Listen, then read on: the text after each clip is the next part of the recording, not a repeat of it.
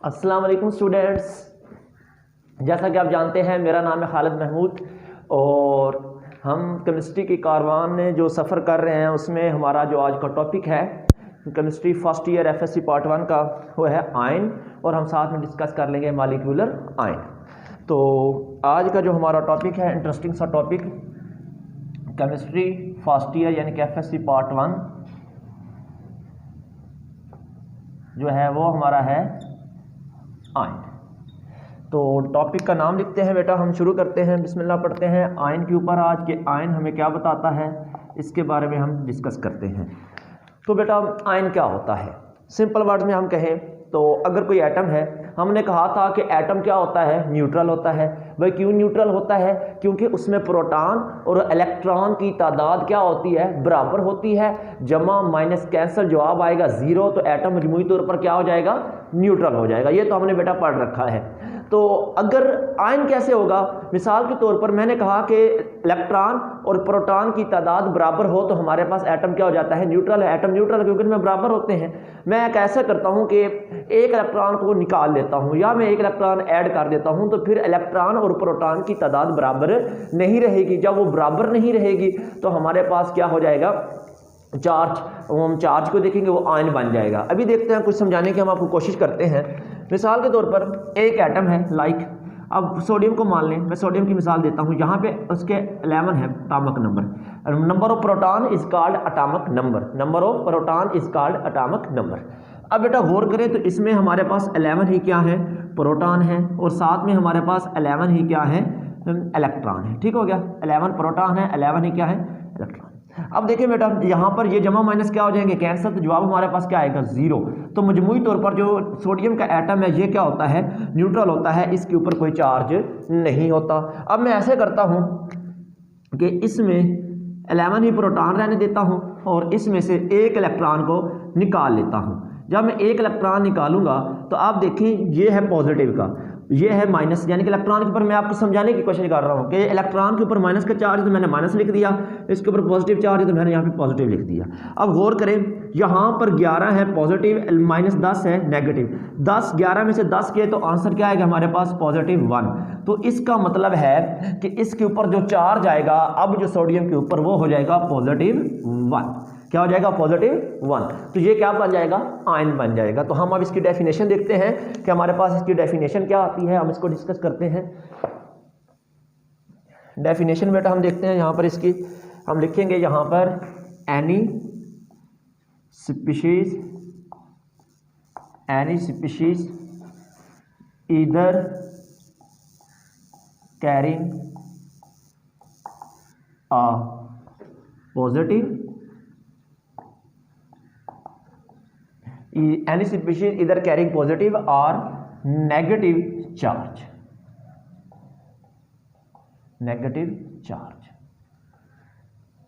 is called ion। तो बेटा क्या हो, हमारे पास कोई वो चीज, कोई भी स्पीशीज जिसके ऊपर या तो जमा का चार्ज हो या फिर माइनस का चार्ज हो तो हम उसे क्या बोलेंगे, आयन बोलेंगे। समझ आ गई बेटा, कोई भी चीज जिसके ऊपर क्या हो, जमा का चार्ज हो या फिर माइनस का चार्ज हो तो हम उसे क्या बोलेंगे, आयन बोलेंगे। Any species either carrying a positive charge और negative charge is called ion. अब बेटा आयन हमें एग्जांपल यहाँ पे लिख देता हूँ, काफी सारे एग्जांपल आप डिस्कस कर सकते हैं। यहाँ पर किसी को भी लिख दें, यहाँ पर मैं लिखता हूँ एग्जाम्पल। तो यहाँ पे हम लिखते हैं Ca+2। इसी तरह हम लिख देते हैं सोडियम के ऊपर +1, मैग्नीशियम के ऊपर लिख देता हूँ मैं +2, एल्यूमिनियम के ऊपर लिख देता हूँ +3। तो ये सारा चार्ज है बेटा, इनके ऊपर क्या है, ये चार्ज है, ये क्या बन गए हैं, आयन बन गए हैं। इसी तरह Cl-1, F-1, तो ये हमारे पास बेटा क्या है, आयन है। जिनके ऊपर क्या हो, कोई भी चार्ज हो, चाहे पॉजिटिव हो चाहे नेगेटिव हो, तो हम उसे क्या बोलते हैं, आयन बोलते हैं। ठीक हो गया। अभी हम क्या करते हैं, इसकी टाइप देखते हैं, फिर हम आपको बताते हैं कि आयन बनते कैसे हैं। तो हम इसकी टाइप देखते हैं कि आयन कितने किस्म के होते हैं, हमारे पास टाइप्स देखते हैं इसकी। तो बेटा टाइप्स में हमारे पास देखते हैं तो हमारे पास 2 टाइप्स हैं इसकी, आयन की। एक है बेटा मेरे पास केटाइन और दूसरा क्या होता है, एनाइन। ठीक हो गया। एक हमारे पास क्या आ जाएगा, केटाइन। ठीक हो गया। अब केटाइन क्या होता है, हम इसके बारे में मज़ीद देखते हैं यहाँ पर केटाइन क्या है। तो केटाइन बेटा क्या आएगा, डेफिनेशन हम करते हैं इसकी, यही डेफिनेशन लिखें, any species carrying a positive charge, any species carrying a positive charge is called cation। यानी कि वो चीज, वो स्पीशीज जिसके ऊपर जमा का चार्ज हो तो हम उसे क्या बोल देते हैं, केटाइन। समझ आ गई बेटा, हमने पढ़ा आयन, आयन क्या होता है, वो चीज जिसके ऊपर जमा का चार्ज हो या फिर माइनस का चार्ज हो तो हम उसे बोलेंगे आयन। हमने आपको एग्जांपल बता दी, हमने बताया कि आयन बनता कैसे है, अभी और भी बताते हैं। अब और बेटा इसमें क्या हमने कहा, आयन के कितने इकसाम है, दो इकसाम है, एक है केटाइन, दूसरा क्या है एनाइन। केटाइन वो चीज़ है जिसके ऊपर जमा का चार्ज होता है, ठीक हो गया। और एनाइन अभी हम देखते हैं, तो केटाइन हमने कहा जिसके ऊपर क्या हो, जमा का चार्ज। जो मिसाल के तौर पर ये देखें तो हमारे पास ये एग्जांपल हम इसकी देख लेते हैं यहाँ पर। तो एग्जांपल देखें तो हमारे पास क्या आएगा, Ca+2 जो है हमारे पास Ca यानी कि Al+3 है, साथ में हमारे पास Mg+2 है। ये सारी जो बेटा एग्जांपल्स हैं ये सारी क्या आती हैं, केटाइन में आती है, क्योंकि इनके ऊपर क्या है, जमा का चार्ज है। अब बेटा क्वेश्चन पूछ लिया जाता है कि जो केटाइन है, बड़ा इंपॉर्टेंट क्वेश्चन है, why cation is a endothermic process, why cation is a endothermic process. Question क्या आता है बोर्ड में, why cation is a endothermic process. पहले बेटा आपको यह पता होना चाहिए कि एंडोथर्मिक क्या होते हैं और एक्सोथर्मिक क्या होते हैं। ये अगर चीज आपको समझ आ गई तो फिर ये कोई प्रॉब्लम नहीं है। एंडोथर्मिक क्या होते हैं और एक्सोथर्मिक क्या होते हैं, ठीक हो गया बेटा। अभी हम लिखते हैं यहाँ पे हमारे पास एंडोथर्मिक और एक्सोथर्मिक। एंडोथर्मिक क्या होता है बेटा, एंडो का मीन क्या है, यहां पे गौर से देखें, एंडो, तो एंडो मीन होता है बेटा इनसाइड। क्या होता है, इनसाइड। थर्मिक मतलब होता है बेटा हीट, इनसाइड हीट मतलब क्या है, क्या अब कोई ये फॉर एग्जांपल मैं कहता हूं ये एटम है, मैं कहता हूं ये एक एटम है बेटा, इस एटम में मैंने क्या करना है, कोई चीज निकालनी है। फॉर एग्जांपल मैंने यही ओपन करना है, ये ऐसे निकालना है। अब बेटा गौर से देखें, मैंने इसको निकालना है तो बाहर से मैं क्या कर रहा हूं, फोर्स को लगा रहा हूं, ऐसे खींच रहा हूं ना, तो हमें क्या करना पड़ेगा, एंडोथर्मिक में अगर हमें क्या करना होता है, फोर्स क्या करना पड़ता है, बाहर से प्रोवाइड करना पड़ती है, मतलब इनसाइड हीट, मतलब हीट को हमें अंदर भेजना पड़ता है, ठीक हो गया। समझ ले कि इन हीट को हमें अंदर देना पड़ेगा, हीट गिवन यानी कि हीट देनी पड़ेगी, तो हम उसे क्या बोलते हैं, एंडोथर्मिक प्रोसेस। अभी देखते हैं बेटा हमारे पास केटाइन है, कोई भी एटम है मेरे पास, मैं लाइक इधर एग्जांपल आपको आसान से समझाने के लिए सोडियम को डिस्कस कर लेते हैं। मेरे पास सोडियम एटल है, सोडियम एटम का ये है एटॉमिक नंबर 11। आप जानते हैं पहले शेल में हमारे पास 2 इलेक्ट्रॉन आते हैं, ठीक हो गया, दरमियान में हमारे पास न्यूक्लियस है। दूसरे शेल में बेटा कितने आएंगे, 8 इलेक्ट्रॉन आ जाएंगे, और आखिरी शेल में कितने हो जाएंगे, 1 इलेक्ट्रॉन। अब मैं क्योंकि आप जानते हैं यहां पर ये जो न्यूक्लियस है इसके ऊपर पॉजिटिव चार्ज होता है, और आपको बेटा याद रखिए, बता देता हूं, ये जो न्यूक्लियस के ऊपर पॉजिटिव का चार्ज होता है ना, न्यूक्लियस के ऊपर जो पॉजिटिव का चार्ज होता है ये किस वजह से होता है, ड्यू टू प्रोटॉन। किस वजह से होगा बेटा, ड्यू टू प्रोटॉन, क्योंकि प्रोटॉन के ऊपर भी पॉजिटिव ही चार्ज होता है, क्योंकि हमारे पास जो न्यूक्लियस है, न्यूक्लियस के अंदर होते हैं प्रोटॉन, तो न्यूक्लियस के ऊपर जो पॉजिटिव चार्ज है वो किस वजह से होता है, प्रोटॉन की वजह से होता है। तो अब ये जो पॉजिटिव है, आप जानते हैं इलेक्ट्रॉन के ऊपर जो चार्ज होता है वो माइनस का चार्ज होता है, ठीक हो गया, और इसके ऊपर यहां पर पॉजिटिव चार्ज है। ये अब क्या कर रहा है, जो न्यूक्लियस है आप जानते हैं opposite charges attract to each other, similar charges repel to each other, मतलब कि जो मुखालफ चार्जेस होते हैं वो एक दूसरे को कोशिश करते हैं, और जो एक जैसे चार्जेस होते हैं वो रिपेल्शन करते हैं, दूर भागते हैं। अब देखिए यहां पर पॉजिटिव है, यहां पर नेगेटिव है, दोनों मुखालफ चार्जेस हैं, ये क्या करेंगे, एक दूसरे को खींचेंगे। जब ये खींचेंगे तो इनके दरमियान क्या होगी, फोर्स ऑफ अट्रैक्शन होगी। अब हम क्या चाहते हैं कि इस इलेक्ट्रॉन को निकालना चाहते हैं, तो हम क्या करना पड़ेगा, फिर हमें अंदर से अपने पास से यानी कि क्या करना पड़ेगी, एनर्जी को देना पड़ेगा, तभी ये इलेक्ट्रॉन निकलेगा, क्योंकि इसके ऊपर न्यूक्लियस की कशिश क्या हो जाएगी, ज्यादा है, तो हमें इसको कम करने के लिए, ओवरकम करने के लिए न्यूक्लियस की कशिश को हमें बाहर से एनर्जी देना पड़ेगी इलेक्ट्रॉन को निकालने के लिए, तो इसलिए हम कहते हैं एंडोथर्मिक प्रोसेस है, ठीक हो गया। तो हम कहते हैं कि इलेक्ट्रॉन जो केटाइन है हमारे पास, केटाइन जो है ये एक एंडोथर्मिक प्रोसेस है। क्यों कि जब हम किसी एटम से इलेक्ट्रॉन निकालते हैं तो हमें एनर्जी देना पड़ती है, बाहर से हमें एनर्जी देना पड़ेगी इलेक्ट्रॉन को निकालने के लिए, तो हम इसे बोलते हैं केटाइन क्या है हमारे पास, एंडोथर्मिक प्रोसेस है। समझ आ गई बेटा। तो यहाँ पर देखिएगा जब एक इलेक्ट्रॉन निकल गया तो यहाँ पर सोडियम के ऊपर प्लस का चार्ज आ गया। अब इसमें कितने इलेक्ट्रॉन रह जाएंगे 10, क्योंकि पहले 11 थे, अब 10 एक निकल गया है। अब बेटा बात समझने वाली यहाँ पे है, तो आपको ये तो समझ आ गई है कि सर जी इलेक्ट्रॉन को निकालने के लिए हमें एनर्जी देना पड़ेगी, हम इलेक्ट्रॉन को निकालेंगे एनर्जी देना पड़ेगी, तो ये तो कैटायन क्या हो गया, एंडोथर्मिक प्रोसेस हो गया। तो अभी हम इसकी देखते हैं यहाँ पर फॉर एग्जाम्पल बेटा ये मेरे पास एक एटम है ए, ठीक हो गया, मैंने क्या किया इसको एनर्जी दी, तो इसने क्या कर दिया एक इलेक्ट्रॉन को लूज कर दिया, तो इसके ऊपर आ गया जमा 1 और साथ में ये आएगा 1 इलेक्ट्रॉन जो निकल गया है। तो ये एनर्जी क्या होगी है, एंडोथर्मिक है बेटा, एनर्जी पॉजिटिव आएगी। याद रखिएगा जब हमारे पास कोई भी प्रोसेस एंडोथर्मिक हो, कोई भी प्रोसेस एंडोथर्मिक हो जिसे हीट हमें देना पड़े, वो हमेशा जो हीट आती है जो सामने लिखी जाएगी वो हमेशा पॉजिटिव होगी। क्या होगी बेटा, वो हमेशा पॉजिटिव होगी। अभी ये सोडियम के केस में जब हमने इलेक्ट्रॉन निकाला तो इसकी होगी 496 किलो जूल पर मोल, 496 किलो जूल पर मोल जो हमने एनर्जी क्या दी है उस एटम को दी है इलेक्ट्रॉन को निकालने के लिए। वैसे इसको बोलते हैं आयोनाइजेशन एनर्जी। क्या बोलते हैं बेटा, ये आयोनाइजेशन एनर्जी इंशाल्लाह हम चैप्टर नंबर 6 में अच्छी तरह से जाकर एक्सप्लेन करेंगे। तो ये बेटा हो गया हमारे पास कैटायन। तो कैटायन की डेफिनेशन कर ली, एग्जांपल देख ली, और ये भी पढ़ लिया कि जो कैटायन है ये क्या होता है, एंडोथर्मिक प्रोसेस होता है जिससे हमें क्या करना पड़ता है, इलेक्ट्रॉन को निकालने के लिए हमें एनर्जी देना पड़ती है। क्लियर। अब हम चलते हैं बेटा दूसरी टॉपिक के ऊपर जिसका नाम है एनाइन। तो इसका बेटा स्क्रीनशॉट ले लें, शाबाश जल्दी करें।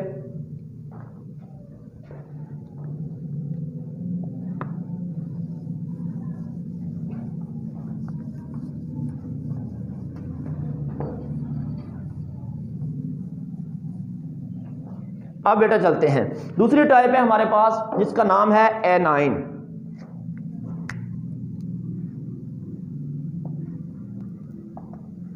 एनाइन। अब एनाइन क्या होता है बेटा, हम लिखेंगे any species carrying a negative charge. Any species carrying a negative charge is called anion। यानी कि वो चीज, वो स्पीशीज जिसके ऊपर क्या हो, माइनस का चार्ज हो, मनफी का चार्ज हो, नेगेटिव चार्ज हो, तो हम उसे क्या बोलते हैं, एनाइन बोलते हैं। ऐसी चीज जिसके ऊपर माइनस का चार्ज हो हम उसे क्या बोलेंगे बेटा, एनाइन बोलेंगे। ठीक है, ये है टाइप्स। अब बेटा हम इसकी एग्जांपल देखते हैं। तो यहां पर एग्जांपल हमारे पास काफी सारी आती हैं। Cl-1 आता है, फ्लोरीन के ऊपर -1 आता है, ऑक्सीजन के ऊपर -2 आता है। अब आप सोच रहे होंगे सर जी ये -2 -1, ये बेटा सारी चीज़ें हम इंशाल्लाह 8वें चैप्टर नंबर 6 में अच्छी तरह से एक्सप्लेन करेंगे कि इसके ऊपर -1 क्यों आता है। प्लस क्योंकि अगर मैं यहाँ पर एक्सप्लेन करना शुरू कर दूँ तो वीडियो काफ़ी लेंथी हो जाएगी, तो इसलिए हम इसको अकॉर्डिंग टू हमारे सिलेबस के मुताबिक रहेंगे। इंशाल्लाह हम आपको ये बताएंगे वक्त आने पर। तो any species carrying a negative charge, हम इसे क्या बोलते हैं बेटा, एनाइन बोलते हैं। क्लोराइड है, फ्लोराइड है, और ये हमारे पास ऑक्सीजन आयन है। ठीक हो गया। अब यहाँ पर हम इसकी, अब ये क्वेश्चन पेपर, यहाँ पर भी एक क्वेश्चन आता है कि why anion is a exothermic process. वहां पर क्या था, why cation is a endothermic process, और यहाँ पर क्या है, why anion is a exothermic process. आपको पता होना चाहिए बेटा कि एक्सोथर्मिक क्या होता है। हम इसको यहां पे लिखते हैं एक्सोथर्मिक। अब बेटा एक्सो और थर्मिक का मतलब क्या होता है, हम ये देखते हैं। एक्सो मतलब होगा आउटसाइड, क्या होगा बेटा, आउटसाइड, और थर्मिक मतलब होगा हीट। मतलब ये ऐसा प्रोसेस होता है जिससे हीट क्या होती है बेटा, रिलीज होती है। सिस्टम से एनर्जी खुद ब खुद हीट क्या करेगी, बाहर जाएगी। तो हम इसे क्या बोलते हैं, एक्सोथर्मिक प्रोसेस। क्या बोलेंगे बेटा, एक्सोथर्मिक प्रोसेस, यानी कि ऐसा प्रोसेस जिससे हीट क्या हो, खारिज हो, रिमूव हो, हम उसे क्या बोलते हैं, एक्सोथर्मिक प्रोसेस। तो क्वेश्चन क्या है हमारे पास कि वो कहते हैं कि जो एनाइन है ये हमारे पास क्या है, इज एक्सोथर्मिक प्रोसेस। तो ये कैसे होता है सर जी, ये बता दें। अभी बेटा मैं आपको मिसाल देता हूं। यहां पर मेरे पास मैं एग्जांपल लेता हूं क्लोरीन एटम की, जिसका एटॉमिक नंबर है 17। ठीक हो गया। क्लोरीन एग्जांपल हम लेते हैं, और मैं आपको यहां पर बताने की कोशिश करता हूं कि एटॉमिक नंबर 17 है। तो सेंटर में तो हो गया न्यूक्लियस, पहले शेल में कितने आएंगे, 2 इलेक्ट्रॉन, दूसरे में बेटा हो गए 8। और ये भी चीज़ें हम इसी छठे चैप्टर में अच्छी तरह से देखेंगे, बल्कि ये 5वें में बताए जाएंगे कि ये इलेक्ट्रॉन 8 क्यों हैं, फिर कितने हैं, ये बाकी सारी चीज़ें। ये 3 और ये 3, 6 और 1 7। अब इसको बेटा अपना हर बेटा थोड़ा सा बता देता हूँ कि हर एटम की ये ख्वाहिश होती है कि मेरे आखिरी शेल में 8 हो जाएं। यार एक होता है डोपलेट रूल, डोपलेट रूल बेटा सब में फॉलो नहीं होता, वो तो कुछ एटम्स हैं, लेकिन जो ऑक्टेट है ना ये काफी सारा फॉलो होता है, ये भी ऑथेंटिक नहीं है, यूनिवर्सल नहीं है, कुछ एटम फॉलो नहीं करते हैं, फास्फोरस फॉलो नहीं करेगा, सल्फर फॉलो नहीं करेगा, बेरिलियम फॉलो नहीं करता, लेकिन इसको छोड़ें, वो इंशाल्लाह हम जब टाइम आएगा आपको बताएंगे। तो ये हर एटम की ख्वाहिश होती है कि मेरे आखिरी शेल में कितने हो जाएं, 8 हो जाएं। अब क्लोरीन के आखिरी शेल में कितने हैं बेटा, 7 है, इसे 1 इलेक्ट्रॉन चाहिए। तो यहां पर देखिए फॉर एग्जांपल 1 इलेक्ट्रॉन यहां पे पड़ा हुआ है, ये वाला इलेक्ट्रॉन पड़ा हुआ है। अब ये इलेक्ट्रॉन जो है ना ये है न्यूक्लियस। अब ये एटम चाहता है कि मेरे पास ये क्या करे, इलेक्ट्रॉन इस मेरे शेल के अंदर आ जाए। तो न्यूक्लियस क्या करेगा, इसको खींचेगा, अट्रैक्ट करेगा, यानी कि ये जो न्यूक्लियस है ये इसे क्या करेगा, अट्रैक्ट करेगा कि ये मेरा हिस्सा बन जाए, मेरे एटम का हिस्सा बन जाए। अब ये अट्रैक्ट करेगा तो आप जानते हैं बेटा एक चीज हाई एनर्जी पे पड़ी है, एक चीज हाई एनर्जी पे पड़ी है, तो उसने यहां पे लो पे आना है। तो खुद सोचें कि एनर्जी को क्या करके आएगा, कम करके आएगा, मतलब एनर्जी को रिलीज करके आएगा। ऐसे ही फिर सुन लें, एक एटम है या एक इलेक्ट्रॉन है या कोई भी चीज ले लें जो हाई एनर्जी पे पड़ी हुई है, यहां पे एनर्जी बहुत ज्यादा है और इसने आना यहां पे है, तो यहां पर जैसे ये ऐसे खींच रहा है, मैंने इसको खींचा जो यहां पर आ गया है, तो यहां पर जब ये आएगा तो यहां से लेकर यहां तक ये सारी जो एनर्जी है ये रिलीज करेगा। तो यहां पर देखें ये जो इलेक्ट्रॉन है इसको न्यूक्लियस ने खींचा है अपनी तरफ, तो ये यहां से सफर करता करता यहां पर आ जाएगा। जब ये यहां पर आएगा तो इतनी एनर्जी क्या करेगा, ये रिलीज करेगा, एनर्जी रिलीज करेगा। तो ये हो गया एक्सोथर्मिक प्रोसेस। तो यहां तक समझ आ गई बेटा। तो जब ये क्लोरीन 1 इलेक्ट्रॉन गेन कर लेगा तो इसमें हो जाएंगे 18, इसके ऊपर चार्ज होगा वो -1 का होगा। बेटा याद रखिएगा जब कोई एटम इलेक्ट्रॉन लूज करता है तो इसके ऊपर +1 का चार्ज आता है, जब कोई एटम इलेक्ट्रॉन गेन करता है तो उसके ऊपर माइनस का चार्ज आता है। ठीक हो गया। अब यहां पर तो ठीक है कि आपने सर जी बता दिया कि यहां पर न्यूक्लियस है, इलेक्ट्रॉन हाई एनर्जी पे पड़ा है, न्यूक्लियस ने उसको खींचा और खींचते खींचते ये न्यूक्लियस के पास आया और अपनी एनर्जी को ये रिलीज करके आया। तो ये हो गया एक्सोथर्मिक प्रोसेस। यहां पर हमें समझ आ गई कि हमारे पास जो एनाइन है ये एक एक्सोथर्मिक प्रोसेस है, क्योंकि इसमें एनर्जी क्या होती है, रिलीज होती है, क्योंकि इलेक्ट्रॉन जो है वो हाई एनर्जी पर होता है। जब हम एक इलेक्ट्रॉन एक एटम में ऐड करते हैं, दाखिल करते हैं, तो क्या होगा, हमारे पास एनर्जी रिलीज होगी। तो एनाइन जो होगा हमारे पास एक एक्सोथर्मिक प्रोसेस होगा। तो यहां पर बेटा याद रखिएगा एक्सोथर्मिक की पहचान क्या है।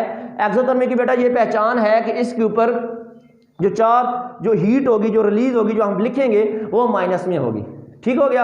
आपको कैसे पता चलेगा कि कोई रिएक्शन है तो उसमें एक्सो हो रहा है या एंडो हो रहा है, तो बेटा वो पॉजिटिव या नेगेटिव साइन बताएगा। अगर वो हीट जो दी हुई है वो पॉजिटिव में दी है तो वो एंडोथर्मिक है, अगर वो माइनस में दी हुई है तो वो क्या है, हमारे पास एक्सोथर्मिक है। पॉजिटिव में है तो एंडोथर्मिक है, माइनस में है तो एक्सोथर्मिक है। क्लियर हो गया, माइनस में एक्सोथर्मिक और पॉजिटिव में एंडोथर्मिक।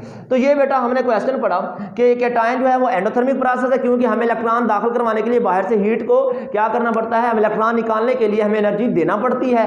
और यहाँ पर इलेक्ट्रॉन ऐड हो रहा है, दाखिल हो रहा है, तो इलेक्ट्रॉन हाई एनर्जी से लो में आता है, तो यहाँ पे एनर्जी क्या होती है, रिलीज होती है। तो हम कह सकते हैं जो हमारे पास एनाइन है ये एक्सोथर्मिक प्रोसेस है और जो कैटायन है ये एंडोथर्मिक प्रोसेस है। क्लियर है बेटा। तो हमने भी ये डिस्कस कर लिया आयन होता क्या है, टाइप्स पढ़ी एनाइन और कैटायन की, फिर हमने क्वेश्चन भी देख लिए कि एंडोथर्मिक है या एक्सोथर्मिक है, एक्सोथर्मिक के बारे में डिस्कस कर लिया। आई थिंक आपको बेटा यहां तक समझ आ गई होगी। इसका बेटा स्क्रीनशॉट लें। अब बेटा हम डिस्कस करते हैं दूसरी टाइप है हमारे पास, जो दूसरा है टॉपिक साथ में जो हम डिस्कस करना था, छोटा सा टॉपिक है, वो भी देख लेते हैं साथ में। वो है हमारे पास मॉलिक्यूलर आयन। क्या नाम है बेटा, मॉलिक्यूलर आयन। ये तो आयन था बेटा सिंपल, यानी कि कोई एटम है तो उसमें से इलेक्ट्रॉन हमने निकालना है। तो अब हम बात करेंगे मॉलिक्यूलर आयन की। यहां पर हम लिख देते हैं मॉलिक्यूलर आयन।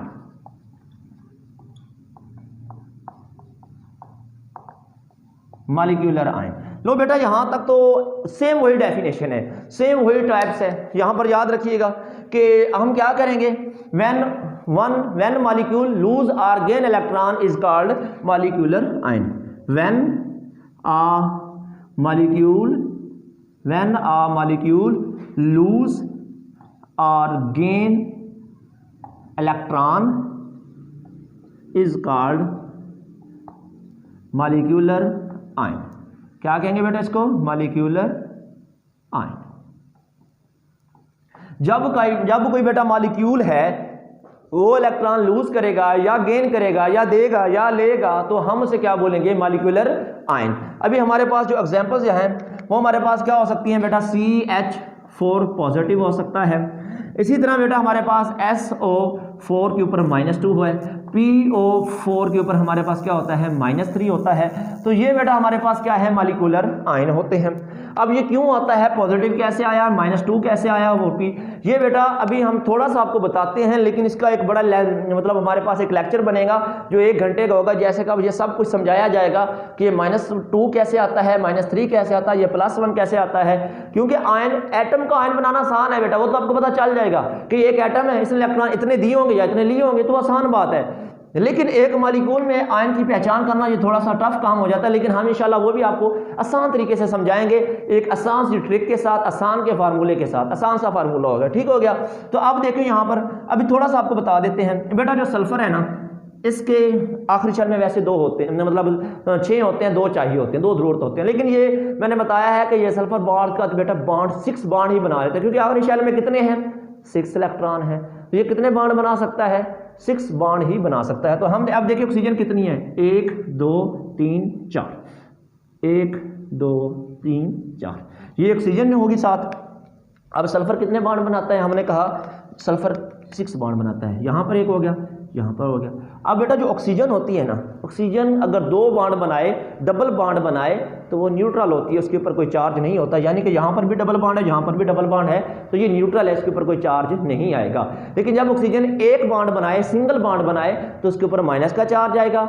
जब वो 3 यानी कि ट्रिपल बॉन्ड 3 बॉन्ड बना ले, तो उसके ऊपर प्लस का चार्ज होता है। फिर सुन लें बेटा, अगर डबल बॉन्ड बनाए तो न्यूट्रल होती है ऑक्सीजन, अगर 1 बॉन्ड बनाए, सिंगल बॉन्ड बनाए, तो माइनस का चार्ज आएगा। अगर ट्रिपल यानी कि 3 बॉन्ड बनाए ऑक्सीजन, तो उसके ऊपर पॉजिटिव चार्ज होगा, जमा का चार्ज। तो यहाँ पर देखिए सिंगल बॉन्ड है, -1 -1 और -1 कितने हो गए, -2, तो इसके ऊपर ये बेटा चार्ज आ गया -2 का आ गया, ठीक हो गया। इसी तरह फास्फोरस है बेटा, तो ये 5 बॉन्ड बनाता है, यहाँ पर हम ये आपको बना के दिखाते हैं। फास्फोरस बेटा कितने 5 बॉन्ड बनाएगा, 5 यानी कि 5 बॉन्ड। यहाँ पे ऑक्सीजन कितनी है, 4, 1 2 3 और ये 4। अब यहाँ पर क्योंकि इसने तो कितने बनाने हैं बेटा, 5 बनाने हैं, तो यहाँ पर 1 बॉन्ड हमने लगा दिया, तो ऑक्सीजन के यहाँ पर तो हो गए 2 बॉन्ड, ठीक हो गया। यहाँ पर तो न्यूट्रल होगी, लेकिन यहाँ पर सिंगल है, -1 तो कितना चार्ज हो गया बेटा, -1 में 3 हो गया, तो यहाँ पर आ गया -3 आ गया, ठीक हो गया।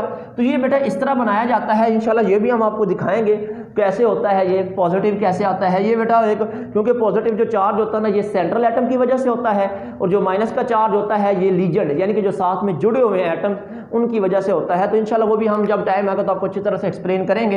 ये हमने बेटा देख लिया मॉलिक्यूलर आयन, डेफिनेशन देख ली। अब वो मॉलिक्यूलर आयन की हमने एग्जांपल भी देख ली बेटा। तो मॉलिक्यूलर आयन भी बेटा 2 तरह के होते हैं, वो एक कैटायनिक मॉलिक्यूलर, एक एनायनिक। कैटायनिक क्या होता है, जिसके ऊपर जमा का चार्ज होगा। एनायनिक क्या होगा, जिसके ऊपर माइनस, यानी कि वो मॉलिक्यूल जिसके ऊपर जमा का चार्ज हो वो हमारे पास कैटायनिक मॉलिक्यूलर आयन बनेगा, और वो मॉलिक्यूल जिसके ऊपर माइनस का चार्ज आ जाए तो हम उसे क्या बोलेंगे, एनायनिक मॉलिक्यूलर आयन, ठीक हो गया। कैटायनिक और एनायनिक, कैटायनिक के ऊपर बेटा जमा का चार्ज यानी कि प्लस का चार्ज आएगा, और एनायनिक के ऊपर माइनस यानी कि नेगेटिव चार्ज आएगा। क्लियर, यहाँ तक तो आपको समझ आ गई होगी कि कैटायनिक होता है, एनायनिक। अब बेटा जो मॉलिक्यूल है, how molecule is formed, molecular ion is formed, बड़ा इंपॉर्टेंट क्वेश्चन है, पूछा जा सकता है, how molecular ion is formed, कि मॉलिक्यूलर आयन कैसे बनता है। फिर सुन ले, how molecular ion is formed. तो बेटा करना क्या होता है, एक मॉलिक्यूल होता है, फॉर एग्जांपल मेरे पास यही मॉलिक्यूल है, मैं कुछ आसान सा तरीका बताता हूँ। ये है हमारे पास H2SO4 न्यूट्रल है, यहाँ पर एक मॉलिक्यूल है, मान लें। अब मॉलिक्यूल है, मैंने इसको बनाना है आयन, न्यूट्रल है ना, ये तो वैसे न्यूट्रल है। आप कहेंगे सर न्यूट्रल कैसे, वो आपको दिखा देते हैं। यहाँ पर देखें, ये है सल्फर। सल्फर कितने बॉन्ड बनाते हैं, हमने कहा भाई ये 6 बॉन्ड बनाता है, 1 2 3 4 ऑक्सीजन है, यहाँ पर भी डबल बॉन्ड, यहाँ पर भी, ये तो न्यूट्रल हो गया। अब यहाँ पर हमने कहा था -1 था माइनस, लेकिन यहाँ पर बेटा -1 नहीं रहेगा, क्यों, 2 हाइड्रोजन है, 1 हाइड्रोजन इधर लग जाएगा इसके साथ, तो ये ओवरऑल स्ट्रक्चर क्या हो जाएगा, न्यूट्रल हो जाएगा, इसके ऊपर कोई चार्ज नहीं आएगा। अब हम क्या करेंगे, ये जो आयन है, जो मॉलिक्यूल है, सॉरी ये मॉलिक्यूल है, इसके ऊपर हम एक्सरे की क्या करेंगे, या अल्फा पार्टिकल लेंगे, या क्या करेंगे, एक्सरे लेंगे, उसके ऊपर बम्बार्ड करेंगे, इसके ऊपर गिराएंगे। जब गिराएंगे तो ये क्या करेंगे, हाइड्रोजन यहाँ से क्या कर जाएंगे, निकल जाएंगे। ये भी 2 भी निकल सकते हैं, 1 भी निकल सकता है, तो फिर ये क्या बन जाएगा, इसी तरह का आयन बन जाएगा, ठीक हो गया। मॉलिक्यूलर आयन कैसे बनता है बेटा, जब हम अल्फा पार्टिकल या हमारे पास एक्सरे होते हैं, हम इसकी क्या करवाते हैं, फॉल करवाते हैं, तो इसके ऊपर क्या, ये किस में चेंज हो जाता है मॉलिक्यूल मॉलिक्यूलर आयन में चेंज हो जाता है। बेटा याद रखिएगा अल्फा पार्टिकल क्या होते हैं, बेसिकली हीलियम के आयन होते हैं। हीलियम जानते हो ना, हीलियम का एटॉमिक नंबर कितना होता है बेटा, उसका 4 मतलब 2 होता है और मास नंबर कितना होता है 4 होता है, ठीक है। तो उसमें से अगर 2 इलेक्ट्रॉन आप निकाल दें तो हमारे पास क्या बन जाता है पीछे, वो अल्फा पार्टिकल बन जाएगा। क्लियर, क्या बनेगा बेटा, अल्फा पार्टिकल बन जाएगा। तो ये जो चीज़ है हमारे पास, क्योंकि उसके ऊपर जमा का चार्ज पॉजिटिव 2 आएगा, 2 इलेक्ट्रॉन अगर निकल जाए, पीछे हमारे पास प्रोटॉन है ना, तो बेसिकली वो अल्फा पार्टिकल के तौर पर, ये इंशाल्लाह हम आगे पढ़ेंगे, ये भी 5वें चैप्टर में डिस्कस होगा। बहरहाल ये याद रखना है कि मॉलिक्यूलर आयन कैसे बनता है। हमारे पास एक मॉलिक्यूल है जिसके ऊपर हम एक्सरे या अल्फा पार्टिकल की बम्बार्डमेंट करवाते हैं और ये चेंज हो जाता है मॉलिक्यूलर आयन में।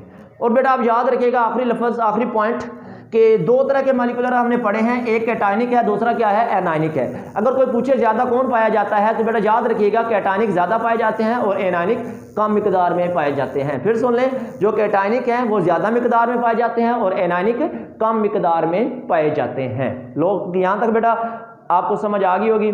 अगर बेटा कोई क्वेश्चन है तो आप कमेंट सेक्शन में जाके हमें कमेंट करें, क्वेश्चन पूछें, हम आपको आंसर करने की कोशिश करेंगे। अगर बेटा आपको समझ आ रही है तो अपने दोस्तों को भी बताएं, अपना हमारा जो चैनल है वो सब्सक्राइब करें। बेटा अगर आप खुश हो के तहे दिल से अगर आपको समझ आती है तो हमारा चैनल को सब्सक्राइब भी करें और साथ में इसको बेल जो है हमारे पास बेल आइकन ज़रूर दबाएं, ताकि आपको जो हमारी नई वीडियो अपलोड होगी आपको नोटिफिकेशन जाएगा और आप लेक्चर को सुन सकेंगे। ओके बेटा, खुदा हाफिज़।